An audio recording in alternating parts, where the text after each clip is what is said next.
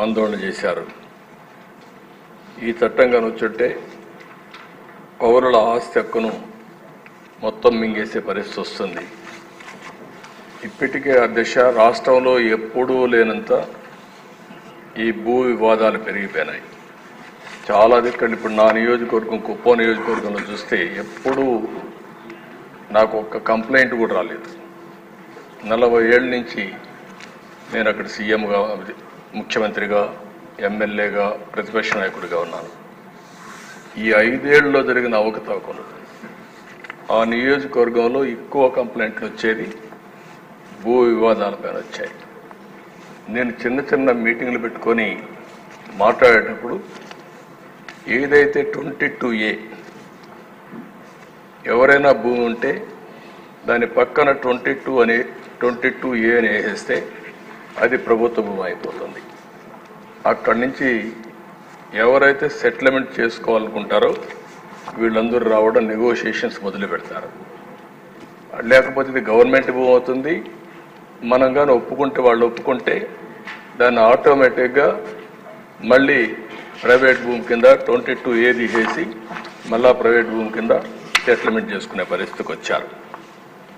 అధ్యక్ష, టెక్నాలజీ కూడా చాలా ప్రమాదం.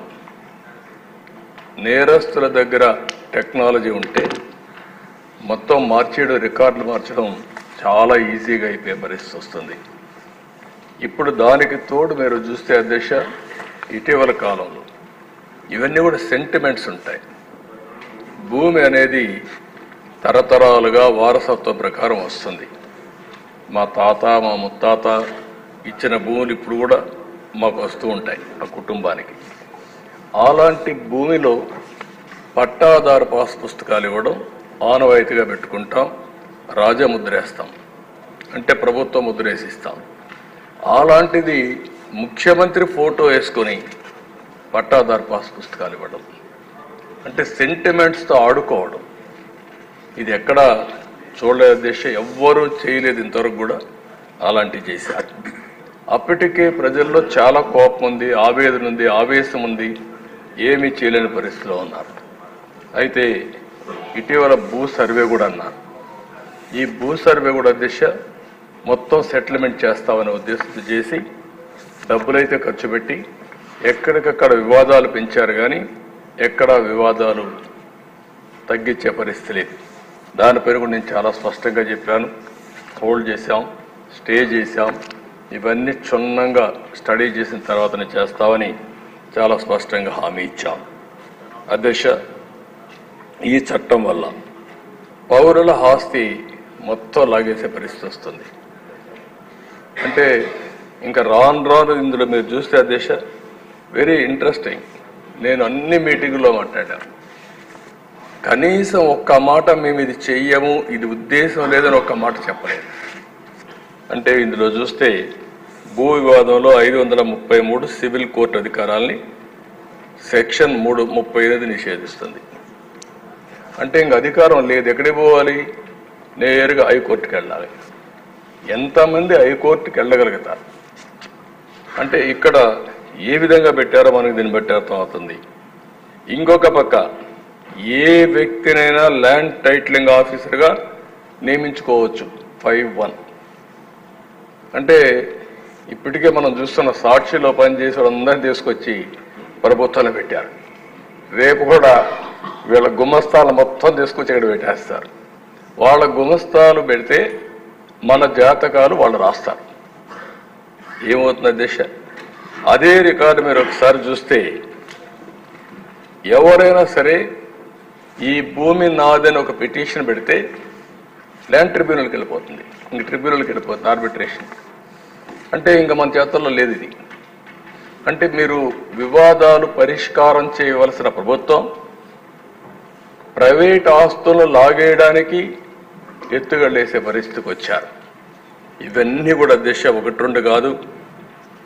ఇందులో మనం చూస్తూ ఉంటే భారత వారసత్వ చట్టం, రాజ్యాంగంలోని ఆర్టికల్ 21, 246, 300కు విరుద్ధంగా ఉంది.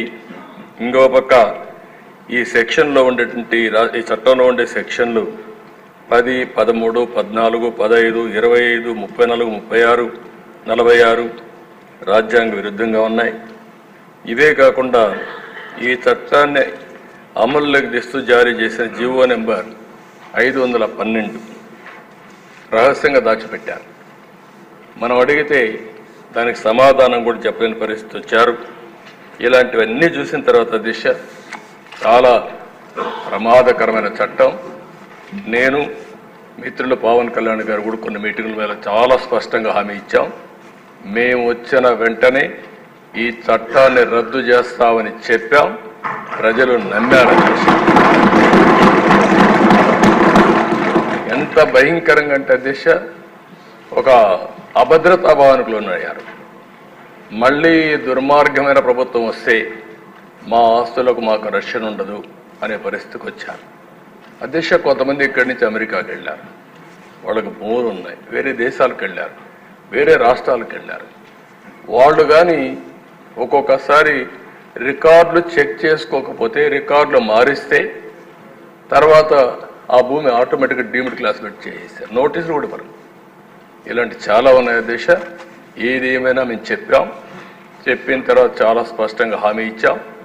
హామీ ప్రకారం మొదటి సంతకం ఏదైతే నేను చెప్పానో డిఎస్సి అని మొదటి 5 సంతకాల్లో ఈ ల్యాండ్ టైటిలింగ్ యాక్ట్ కూడా పెట్టి రద్దుకు ప్రతిపాదన పెట్టాం.